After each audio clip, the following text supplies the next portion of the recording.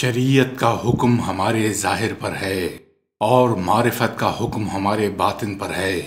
دونوں علم جمع ہو جائیں تو ان کا نتیجہ علم حقیقت ہے۔ محض علم ظاہری سے حقیقت حاصل نہیں ہو سکتی اور نہ ہی منزل مقصود پر پہنچ سکتے ہیں۔ کامل عبادت یعنی معرفت الہی کے لیے دونوں علوم ضروری ہیں، نہ کہ ایک علم کافی ہے۔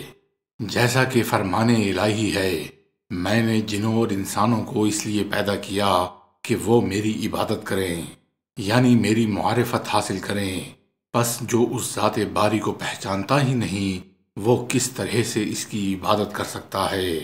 جیسا کہ حدیث قدسی میں اللہ تعالیٰ فرماتا ہے، میں ایک مخفی خزانہ تھا، میں نے چاہا کہ میں پہچانا جاؤں، پس میں نے مخلوق کو پیدا کیا کہ وہ میری معرفت حاصل کریں۔ لہٰذا یہ بات واضح ہو گئی کہ اللہ تعالیٰ نے انسان کو اپنی معرفت کے لیے پیدا کیا ہے۔ نبی اکرم صلی اللہ علیہ وآلہ وسلم کا ارشاد ہے کہ شریعت میرے اقوال کا نام ہے، طریقت میرے اعمال کا، حقیقت میری باطنی کیفیت کا، اور معرفت میرا راز ہے۔ حضور نبی اکرم صلی اللہ علیہ وآلہ وسلم نے صحابہ کرام کی تعلیم و تربیت فرمائی اور ان کو شریعت، طریقت، حقیقت اور معرفت جیسے عرفہ و اعلیٰ علوم سے آگاہ فرمایا۔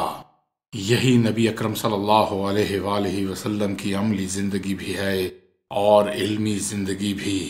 اس طرح یہ صحابہ کرام بالخصوص خلفائے راشدین نبی اکرم صلی اللہ علیہ وآلہ وسلم کے علم کے وارث ہوئے۔ چونکہ جب دنیاوی طور پر دارالعلوم میں تعلیم حاصل کر کے انسان عالم دین اور مفتی بن جاتا ہے اور فارغ التحصیل ہونے کے بعد جو اسے سند ملتی ہے تو اس سند کو تمام لوگ مانتے ہیں اور مذکورہ شخص کو عالم دین یا مفتی کے نام سے پکارا جاتا ہے۔ یہ دنیاوی نظام ہے۔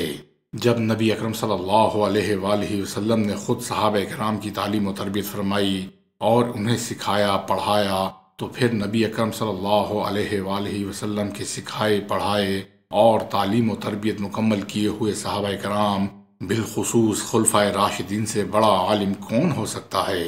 جیسا کہ تمام اہل علم جانتے ہیں کہ نبی اکرم صلی اللہ علیہ وآلہ وسلم کی محبت اور عشق اللہ تعالیٰ کی محبت اور عشق ہے، اور حضور صلی اللہ علیہ وآلہ وسلم کی اطاعت اللہ تعالیٰ کی اطاعت ہے، اور حضور صلی اللہ علیہ وآلہ وسلم نے جو بھی علم سیکھا اللہ تعالیٰ سے سیکھا۔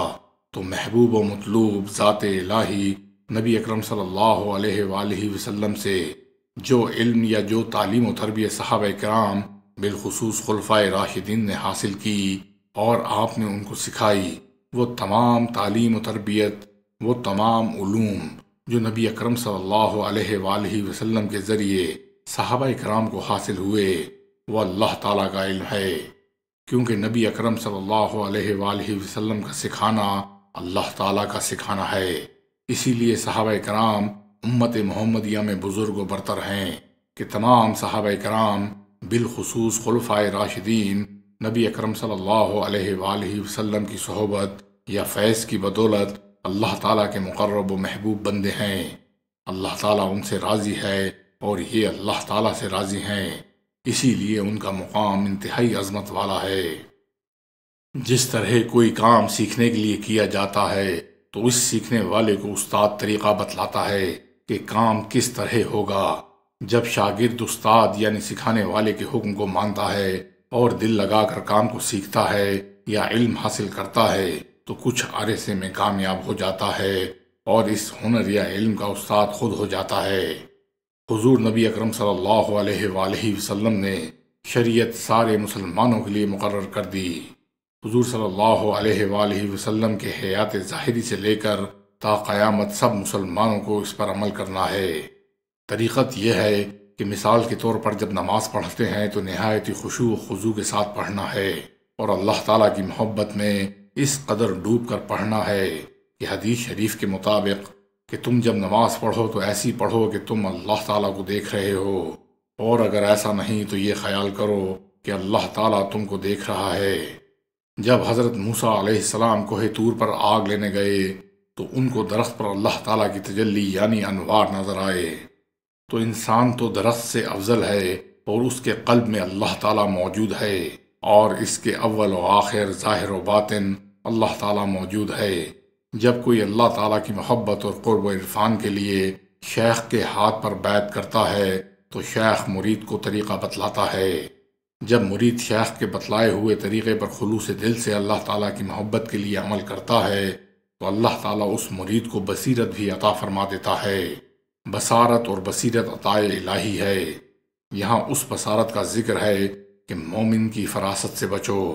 مومن اللہ تعالیٰ کے نور سے دیکھتا ہے، پھر اللہ تعالیٰ اپنے فضل عظیم کی وجہ سے مرید کو اپنا عرفان عطا کرتا ہے اور اپنا مشاہدہ کرا دیتا ہے۔ مرشد کے بتلائے ہوئے طریقے پر عمل کرنے کو طریقت کہتے ہیں۔ عمل کے بعد حقیقت کا انکشاف ہوا، یہ حقیقت ہے، اور اللہ تعالیٰ کا عرفان ہوا، یہ ہے معرفت۔ یہ شہادتیں ہیں کہ نماز ایسی پڑھو کہ تم اللہ تعالیٰ کو دیکھتے ہو۔ دوسری حدیث، جس نے پہچانا اپنے نفس کو اس نے پہچانا اپنے رب کو۔ ان احادیث کا انکار، نبی اکرم صلی اللہ علیہ وآلہ وسلم کا انکار، حضور صلی اللہ علیہ وآلہ وسلم کا انکار، اللہ تعالیٰ کا انکار، یہ علم و عمل اولیاء اللہ اور مرشد کامل سے ملتا ہے۔